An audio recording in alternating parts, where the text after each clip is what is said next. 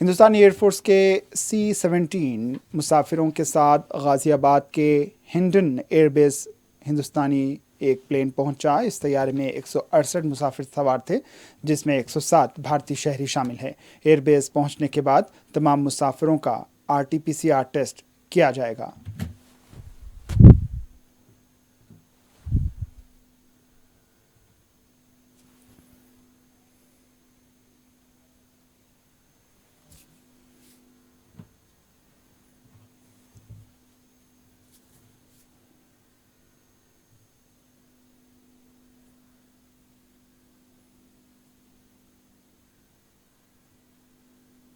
वहाँ बहुत मुश्किल था, इसलिए यहाँ आया।